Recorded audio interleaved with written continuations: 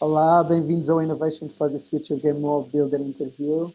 Today with Mattia. Mattia, thank you for accepting this invitation to make this interview, to make this conversation between us.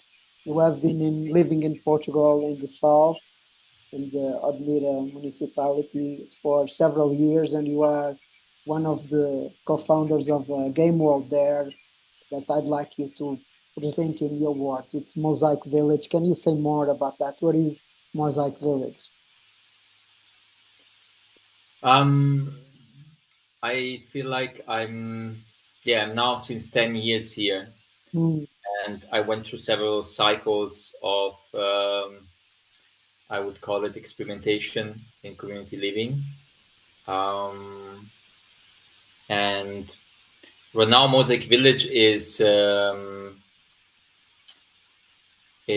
a project that is in the middle of being born. So also really right now, I think in a week we will have the next formal incorporation of the entity that will legally hold it. And in Mosaic, I think it's an attempt to bring to create a container for community living that is combining technology, is combining ecology, is combining stewardship and ownership, and I think it's a kind of distillation of experiences, mistakes, and challenges that I experienced in the past, and in the same time, it's also a walk into the unknown, because somehow it feels like feels like there's many new paths that can be taken. There's not so many paths that were already taken that we can step into. At least not in this constellation of having a holistic project where that is really attuned to the present today. Can you say, you talk about 10 years, and it's a big window already of experimenting and, as you said, failing and also going forward. Can you tell the story, how you arrived to that land, what happened, and what is the first trials and what you learned, and go from there until now? Oh my gosh. So I feel like, it's a long story. I think it started with my first visit to Odemira in 2010.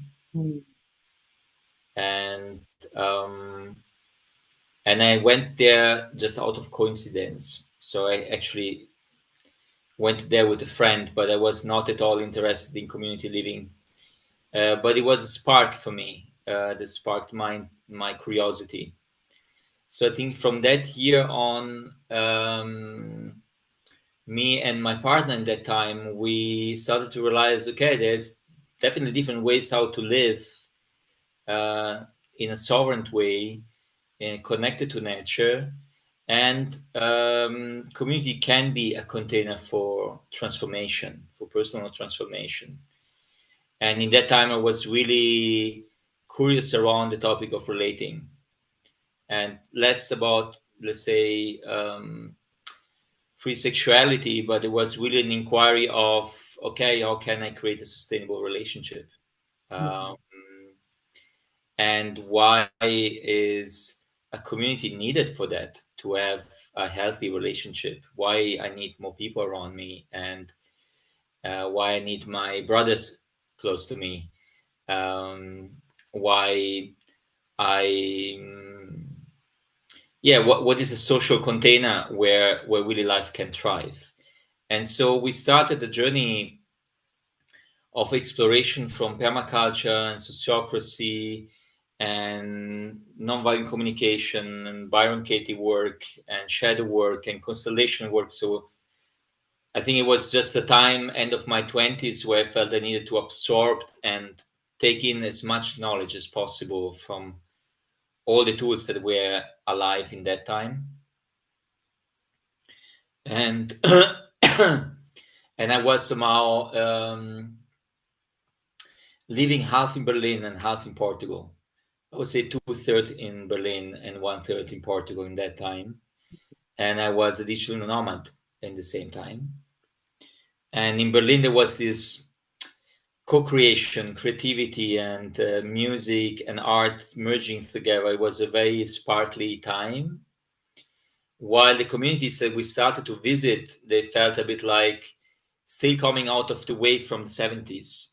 And we felt like this sense of, this spirit that we found in the city, or at least in Berlin, is needed in projects that are embedded in nature.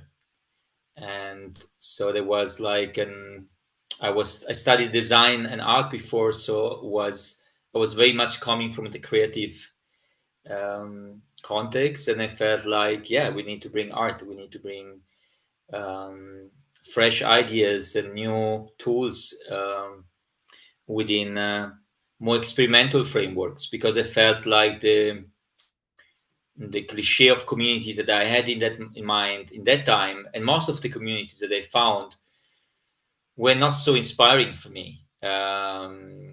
I found inspiring to live with people intentionally in nature, but the frameworks and the motivation, the why people were coming together was not really.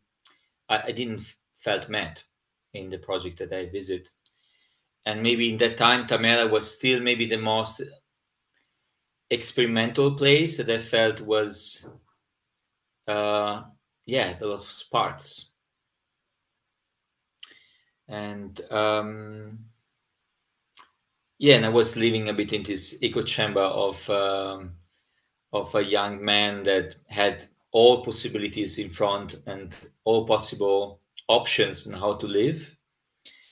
And the change came with my daughter. When I became a father, she very simplified my life down to earth, and of the things that are really essential and important for a child to grow in a healthy way. So it became very clear that living in Berlin was not sustainable for that we need to live in nature and with good people around us and her, and also healthy food and time, having a lot of time that I could devote to be present for her. And so we moved to Portugal in I think 2013, and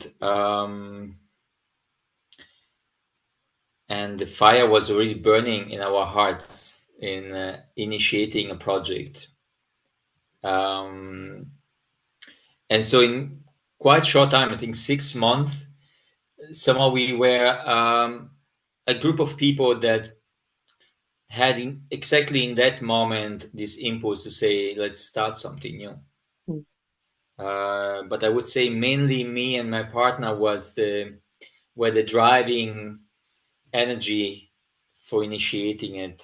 And I think we came with a lot of visions and with a lot of illusions of knowing things. It's like, we studied sociocracy. Yes, we know how to make governance, and we know how to build a water landscape or how to build gardens. So there was a lot of collected knowledge, but there was not so much embodied wisdom in it. So it felt really like a kind of initiation. And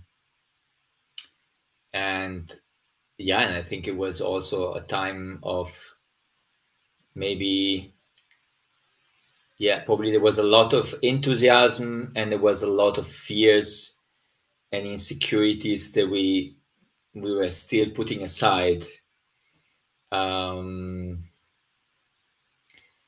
And I think this enthusiasm of initiating something was really important. I think it's really necessary to carry that. We will do it even if we are just the two of us. That is the moment of Permalab. It was the Permalab that was born in that moment. Yeah, and it's funny because Permalab actually was born, the name was born before, and was born because it was web designer in that time. And when I traveled to project, I realized, wow, there's so amazing people and so amazing projects, but nobody knows about it. And in that time, all the websites were just, for my perception, were not really honoring the work that people were doing. And so I thought, I want to build a platform, a really beautiful platform for presenting projects. And so the name of the platform was Permalab, Permanent Laboratories. And so the idea was to create this platform until I was in Berlin sitting in front of the computer, and I realized I don't want to be the guy sitting in the city building a web page. I want to be one of the guys that is living there. So that's why the name came from there. And yeah, and I think there was how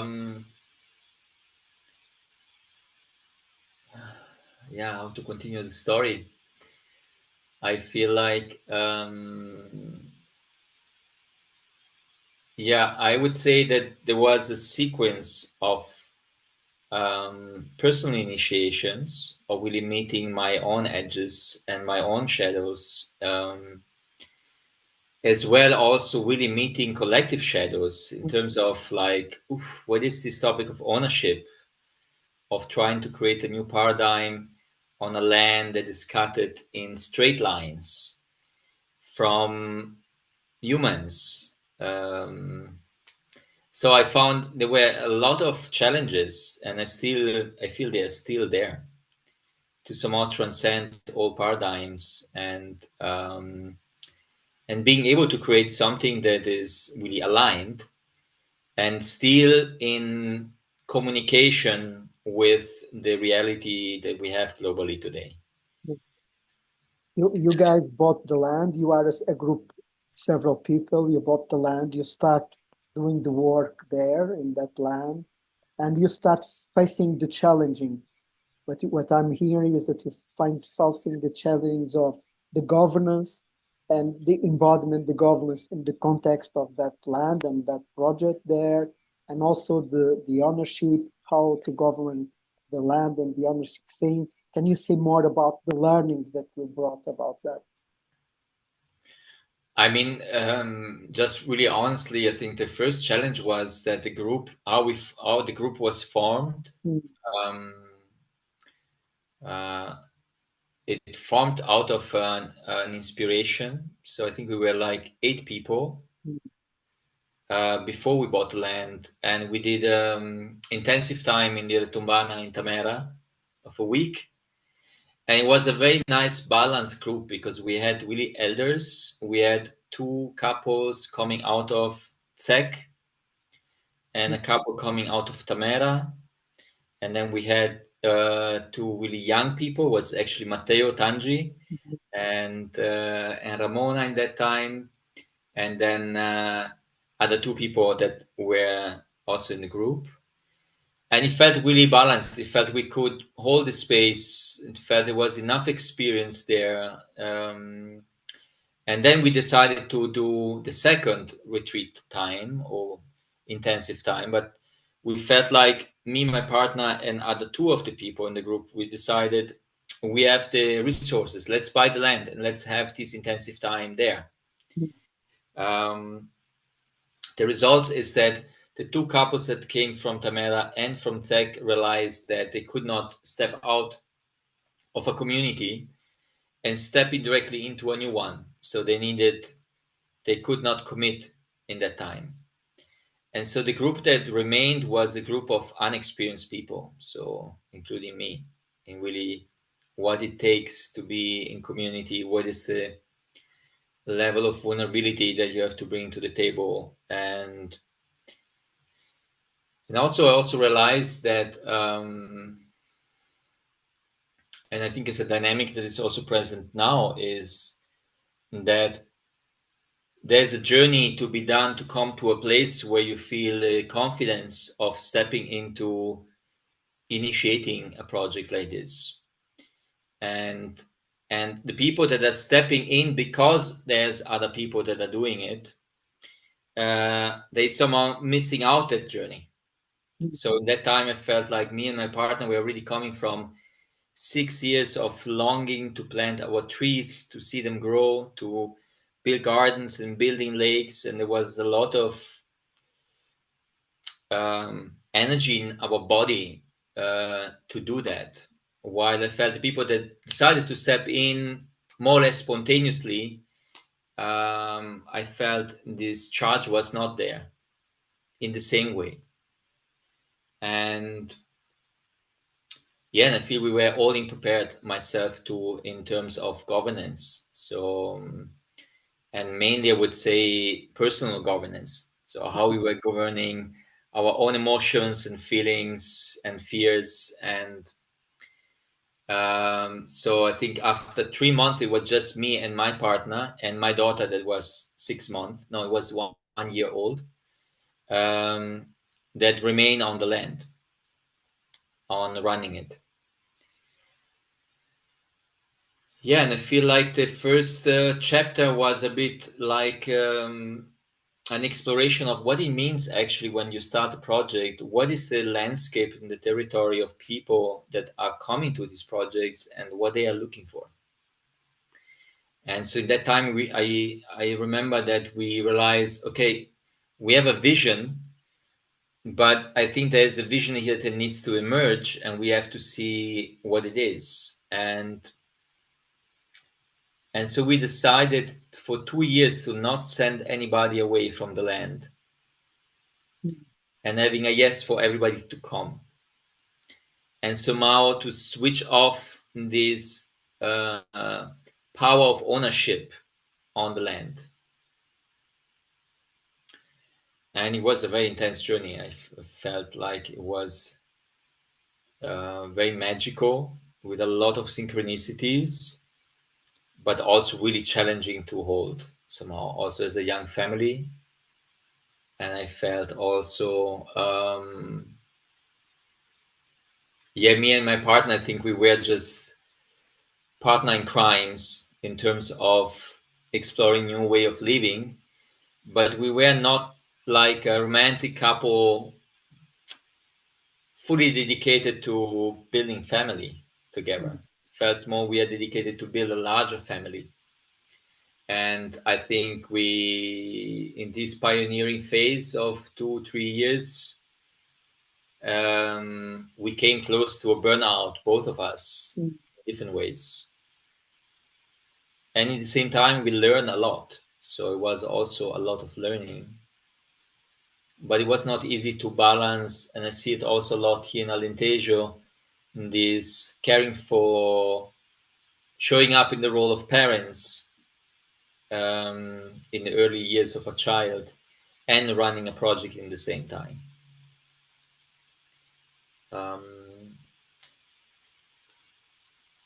Yeah, and I think it was also really intense, the topics that we choose to put in the center of the project. There was a lot about conscious relating, open relating, and the ecology in the land. This was really the two pillars, I would say. And ourselves, we were still experimenting and exploring what it means to actually really love without without being led by fear, what it means to be committed to a journey together, but not being exclusive. So there was many questions, and I think in that time there was little knowledge around the topic of trauma.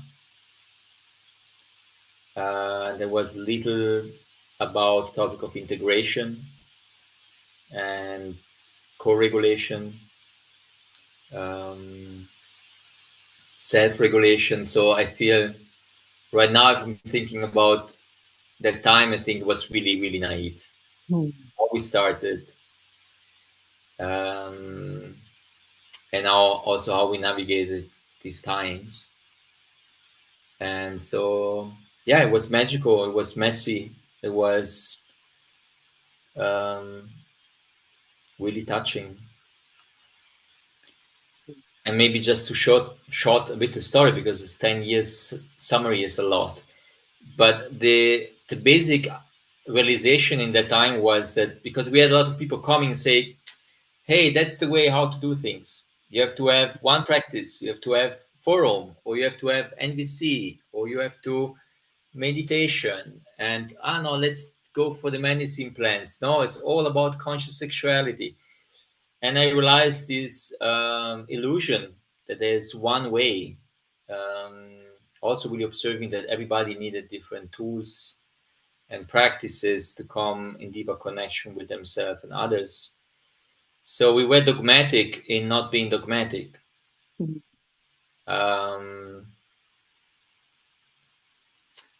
And I think this created a lot of openness, and people felt also really free to explore, but it created also a lot of disorientation and unclarity. And yeah. And I would say the most confronting experience is that when you are leading a project, everything of yourself is amplified. And so the mirrors that the impact that you have can be profoundly positive, but it can also be destructive. And when you're also leading a project and you cannot leave, you're also carrying all the consequences of it. So I think as a project leader right now, I feel also a lot of respect for all the initiators, because it's really a walk through the fire of oneself. And yeah. Thank you, Mattia. Thank you for sharing. You're walking in the fire. And when we met, you are with the next chapter that you call Cyclical Village. And as I understand, in that moment, Cyclical Village also has new intention for the ownership stuff. You are experimenting with DAOs and see how it goes forward. Can you say a little bit about that? And also, how did you go from Cyclical Village to now for the Mosaic Village? And what is there? You said technology, you said community, you said ecology. What are you bringing from these learnings, from these chapters to this new one, to the Mosaic, man, to this new chapter? Yeah, I think the difference, I think, is I think the essence of creating a community is really based on how much are you available to show up for the people around you, and yourself. And so it's all about the relationships. Actually, the core of everything is the quality of the relationship with the people, because the people are the people that are creating this field or this project. So there's an aspect that is really very intimate and very personal. And then there's another aspect that is a bit what you were addressing, is the container, let's say the framework in terms of how do you relate to ownership, how do you relate to money, how do you relate to power and governance. And this, what I observed in the past, is that the creation of a community starts always from a kind of vision, and then you would like that this vision is taking place, and you are inviting people into this vision, and someone there to either align with the vision or adapt to the vision. While I feel really a regenerative journey or community is something that emerges from the individuals. That's this is one thing. The second is that is cyclical. So it means whatever you're creating, you have to be available to let it go when it doesn't serve anymore. And so we call it cyclical village before, because I realized, oh, we have to somehow create a governance and a creation process that have an expiring date. So we are creating an agreement today, and we are checking within 6 months if this agreement really still serves us or not, or if we have to change it. And this is what I see a lot in projects, that if they start with a clear vision, they tend to crystallize and then they collapse. And so what we wanted to do is to integrate the collapse in the process and say, yes, we create, we collapse, we create, we collapse, and see the collapse not anymore as a trauma, a drama, or a crisis, but to see it as really as a very important part of the process, to bake it into the cake, let's say. So the governance system that we are using now, that's why we wanted to use the DAO, is because we realize if we want to formalize agreements that are really solid, but we want to be flexible in how often we are changing them, we want to somehow be able to track this process properly, even legally, accurately. Also really to create psychological safety for people that are invested also with money and their resources and their family and lives. So I found the DAO interesting because it's also taking back some power back to us in not needing a lawyer to sign up our agreements that we are doing every week. No, so that's one aspect, and also the aspect of how we are taking decisions. I felt decision-making process in groups is really challenging. There's a lot of mimicking, there's a lot of stuff going on in a circle. And so we thought that it's really precious to sit in a circle when we are brainstorming and when we are sharing and feeling each other and hearing each other. Then there's a moment where you have to distill and formalize what is the agreement that we really feel attuned to. And then I think everybody individually has to have a yes or no in taking a decision. And I feel sometimes the digital tool is interesting when you're sitting in your cabin and you have really to tune in with yourself and take a choice of yes and no. It's, I think, for many people challenging to be connected with their own yes and no when you're sitting in a circle with other 10, 20 people. So I find the DAO as an interesting perspective of using technology, also based on the idea that in order to take really an informed decision, you need a good proposal. And I feel like also today with AI, I think there's more chances for people to have more instrument to formalize really what is the proposal, what is the essence of the proposal, and what is a complete proposal that can, where people can feel they can actually take a decision. You know what I mean? Mm-hmm.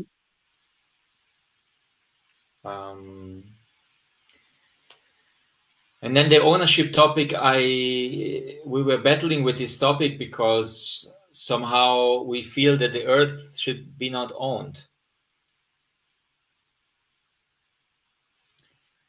And it's really a metaphor for a lot of dysfunctional belief systems that we are carrying within us in what it means to own. Also, even in intimate relationships, it feels really healthy for me to see the land as something that is hosting us. And in the same time, because this is what I saw with the polarity between capitalism and private property and community where everybody owns everything, I think there's a place in between where you can say the land is the common.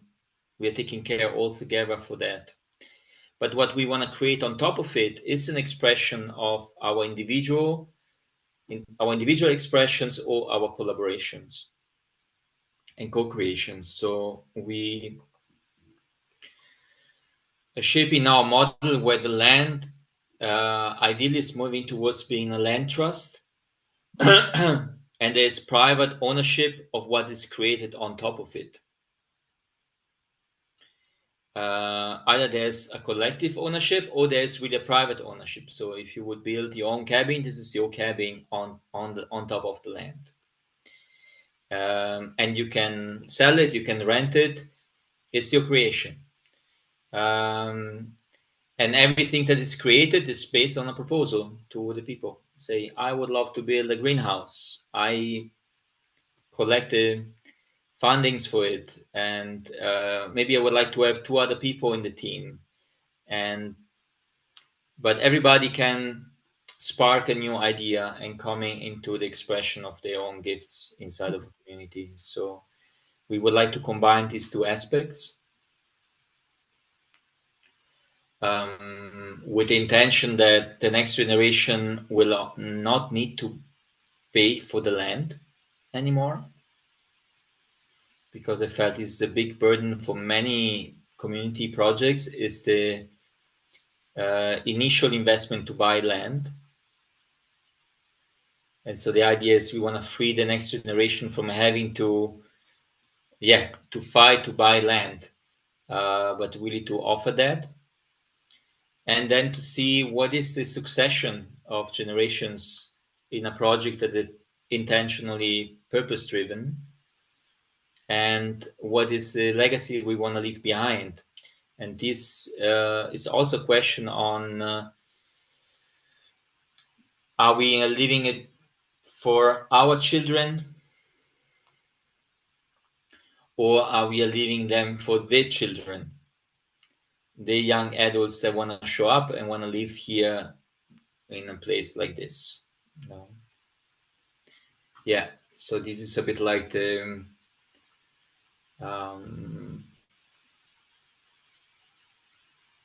and we have some shifts in understanding power and money on the land to see an ownership, is that there's a degree of decision making that we want to share with the people living here and the network that is co-creating this place. And this is pretty much bound to the topic of the content. So what kind of education and sharing of our gifts we want to provide here through this land. And then there's an aspect that is more bound to guardianship of the place. So who is present actually here, and who is actually holding this container over the year. And we are exploring different kind of membership, how people can be part of this project, honoring the fact that life change, and sometimes you feel called to stay in one place for many years because maybe you have young children, but maybe there's phases in life where you feel you want to be a nomad again. And we would love that people feel a sense of belonging to the project, independently how much time they spend on the land. Mattia, can you say the scale? How many are living there? How many people are living there in the moment or in this time? And what is the network? Because I hear you that you are experimenting with both, with the people that are the guardians of the place and the land, and they are there, and the ones that are bringing value, but they are not there. Can you give more about these 2 levels?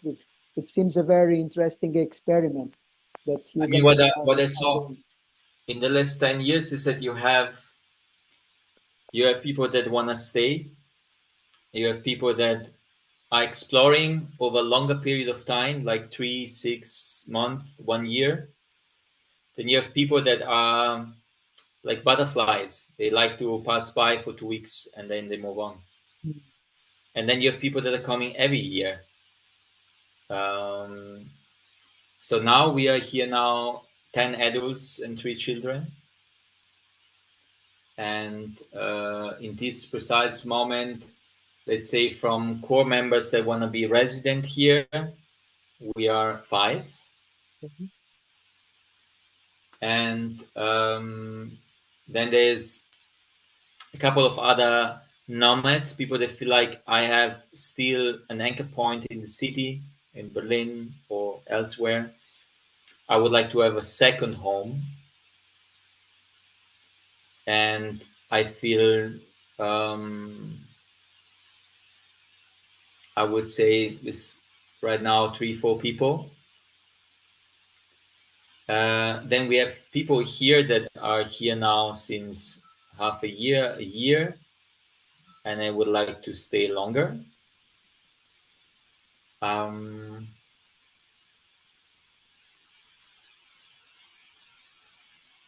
I'm here that is less 5 living there and more or less 20 in this network that are.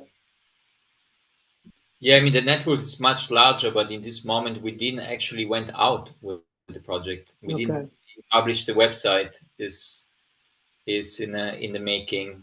The weaving into the larger network is what we would like to do from next month on.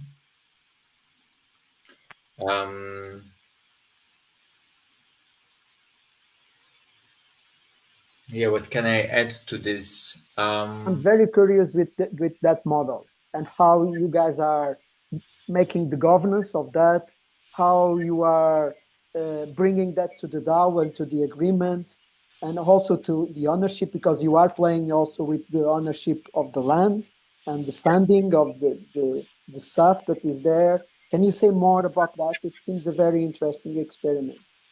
So the model that we want to have now is that the lands are in the hands of a company, LD in Portugal, and we would like to have our association being the main shareholder of the company, and therefore being the governance entity of the company. And every resident or every person that is building something on the land is becoming a shareholder in the company. And is inside of the association that is using the DAO as, let's say, our tool where we are documenting all the decisions making process, let's say. Okay. And then I tend to not say that this is a community project, but it's a kind of holistic startup, because how we are working now, we are working a lot in Notion, and we are really trying to work like a startup, documenting all what we are doing, and putting down things in written form, and also documenting all the meetings, and really working like a company. Because I feel without tracking our decision-making process and what we are doing, there's a lot of challenges that are coming to the surface that I saw in the past, of people not feeling seen in how they contribute, or a lot of invisible work that is not visible. So we are trying to see how can we actually make this process tangible, even for investors or people that wants to support us, that they see, okay, they're working. I can see it. I can see what they are doing. I can see how the decision-making processes are taking place. So this is what we would like to do, that is fully transparent for the people that are involved.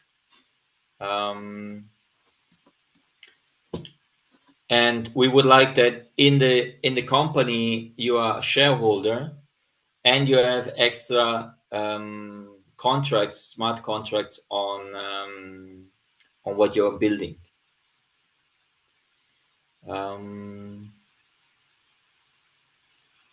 What did you ask before again?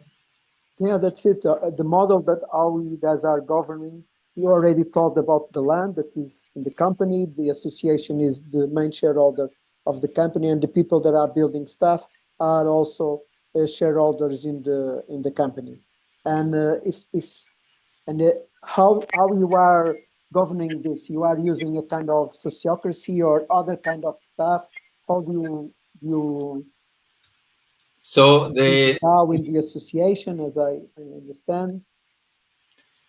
So I'm coming a bit from the corporate, from let's say 15 years ago, and Mm-hmm. I realize because I work for the corporate and I work also in NGOs and associations, and I realized that NGOs are very inefficient. So most NGOs that I saw are very inefficient, while I think the weapon industry is very efficient, organized.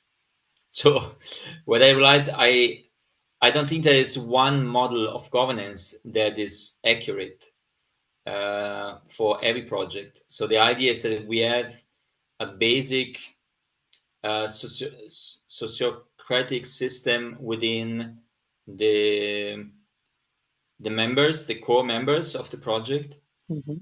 but all the sub projects that are created, they are built also on proposal, and they can have different kind of governance system. You can also have a dictator. So let's say if I have a gardener that is coming and saying, I want to run the garden and I'm the only dictator in this project, and I want to have 4 servants that are doing what I'm telling to do, and he finds these 4 people that feels like, okay, I want to learn, I want to be in that kind of ecosystem, this can take place and as an expiring date.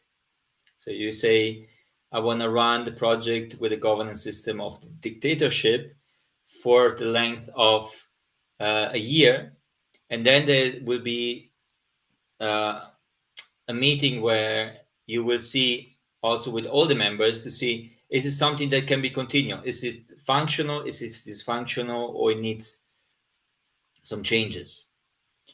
As much as you can have a circle that is saying we are working with sociocracy or with liquid democracy, or Mm-hmm.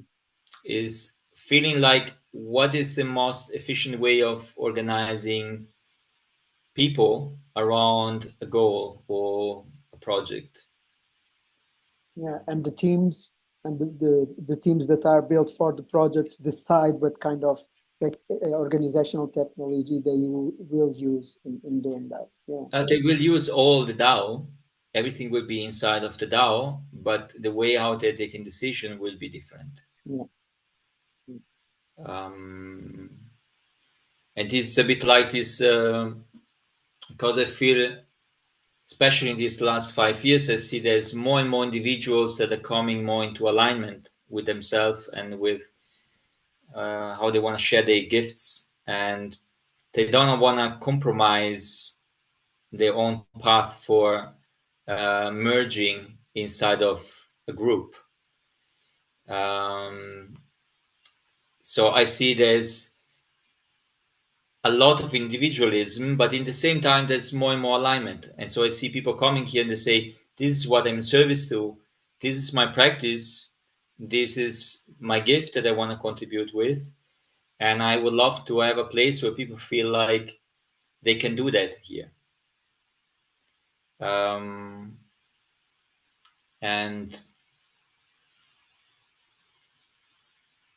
yeah, and there's this stretch in, okay, what is the we?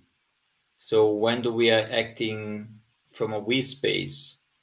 And this, I think there's specific places in community where the we is really fundamental and important, but not all the places. Not necessarily, let's say. Can you give an example of one that is and one that isn't? Yeah, I mean, for me, taking care of the land and the regeneration of the land has to be a collective effort. It's part of the commitment that we are asking to people to show up here in the time where it's time to plant trees. So all the members, nomadic or non-nomadic or residents and supporter, we would like to invite them every year in November to act as a one collective body in service to the land. And I feel also there's specific kind of transformational work that can only happen within a larger group, as much as you can have transformational work that only works one-to-one. So I think it's really becoming less defining what the framework should be, but more feeling, okay, this is our toolbox, and for each situation we have to be accurate what kind of tool we are using. And if we have a conflict in the project, we have to choose, is it necessary to have 25 people showing up in the circle to solve this conflict, or there's stages before how it can be solved. It can be solved just by self-attunement and going surfing for a couple of days, to asking really for support to one person or to two people. But if the topic is really concerning the collective, then you can ask for that and say, I think we all have to sit with this. But I saw in the past a lot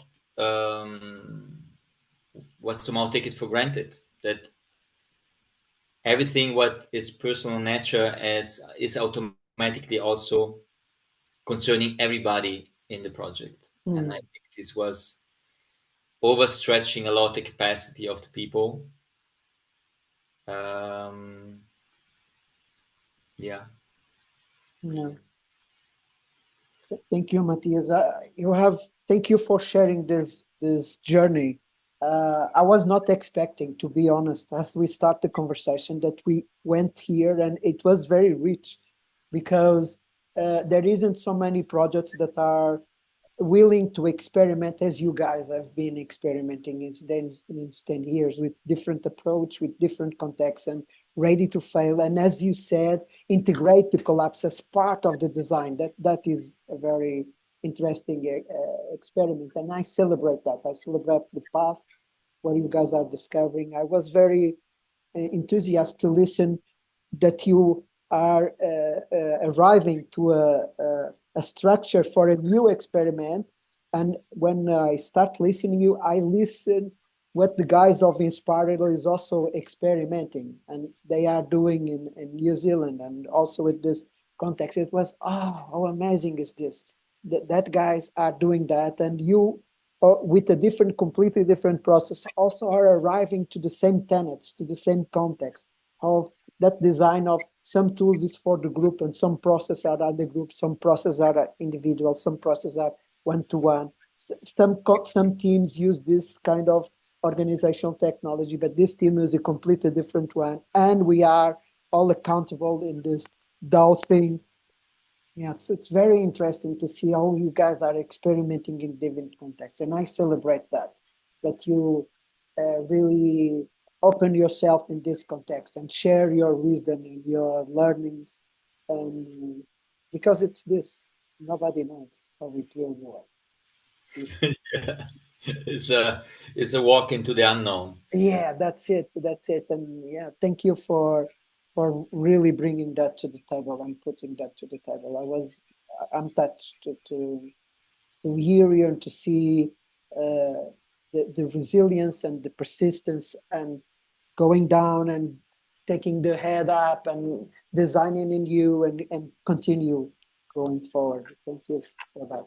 Thank you. Thank you also for your support that is always somehow present through different channel. You're appearing everywhere as also as an anchor point in Portugal, with your presence and your dedication. So I'm really, I don't like interviews. It's the first interview that I ever engage in, but your request was really, really easy for me to say yes, and being service to also what you are creating. Yeah. You. And I want to know more. We can talk in another way and another day about the ownership and the organizational stewardship that you guys are experimenting. I'm really interested and want to follow what you're experimenting in the next months and weeks.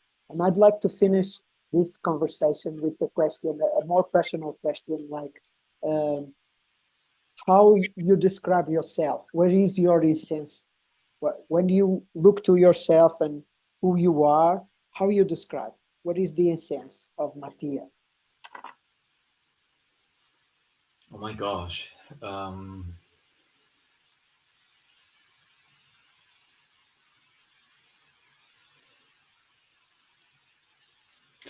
I don't know. I feel like I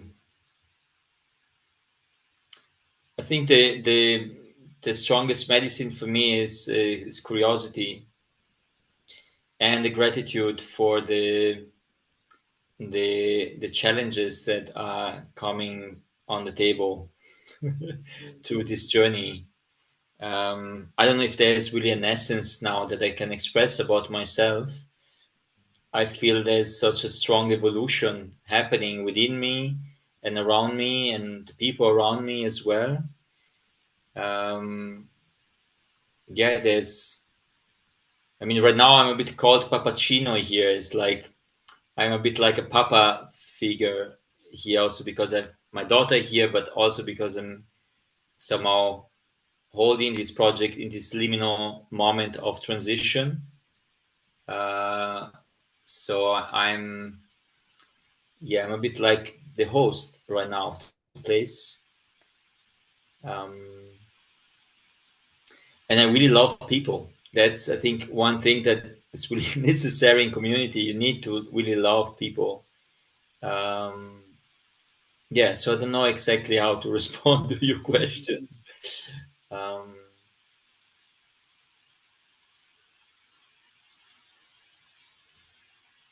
Yeah, I feel like